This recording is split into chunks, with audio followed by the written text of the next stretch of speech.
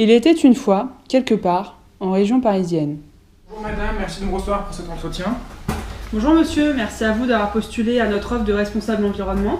Alors pour commencer, pouvez-vous me présenter plus en détail votre parcours s'il vous plaît? Oui, pas de souci. Donc je suis diplômé d'un master en environnement que j'ai passé en région parisienne. J'ai effectué 4 stages dans ce domaine, dont le dernier stage en tant que chargé de qualité, sécurité, environnement dans le domaine de la gestion des déchets tertiaires, ce qui m'a vraiment permis de gagner en maturité et en autonomie. Pouvez-vous le faire en anglais s'il vous plaît? For beginning, I started to have my baccalaureate of science, and then Et voilà, c'est toujours la même histoire. Fichu de cours d'anglais à la française. Thibaut est désespéré. Son blocage l'empêchera toute sa vie de s'accomplir tel qu'il avait imaginé. Ce qui l'attend, une vie difficile, avec son lot de frustrations quotidiennes. Tout ça car il sera resté bloqué toute sa vie avec ce fardeau de ne pas se surpasser en anglais. Bonjour à tous, nous sommes Justine Et Thibaut, et nous ne souhaitons pas connaître la situation précédente. Nous avons 24 et 23 ans. et nous terminons tout juste nos études d'environnement. Nous sommes tous les deux convaincus que la question environnementale sera le défi de notre siècle. C'est pourquoi nous souhaitons mettre nos vies professionnelles au service de cette noble cause. Mais avant tout, nous avons pris la décision de réaliser un de nos rêves, celui de s'envoler 6 mois, loin de l'agitation urbaine francilienne, pour un voyage en Nouvelle-Zélande. Ce voyage est à nos yeux un moyen d'accomplir deux grandes et fantastiques choses.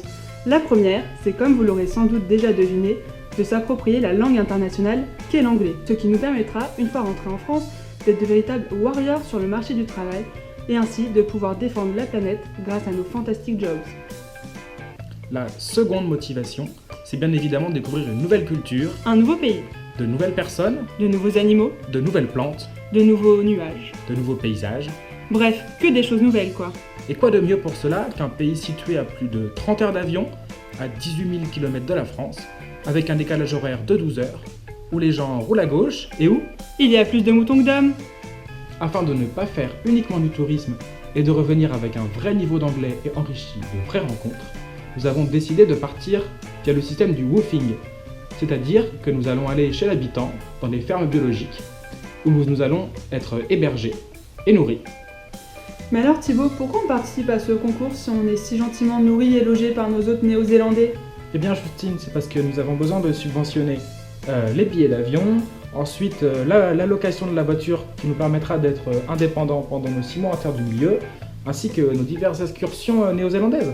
Ah bah oui évidemment, car que serait un voyage en Nouvelle-Zélande sans une croisière dans Milford Sound, une randonnée dans le parc naturel Abel Tasman, une excursion afin d'observer les magnifiques couleurs du parc géothermique à Rotorua, ou encore une chute libre de 7000 pieds à Topo.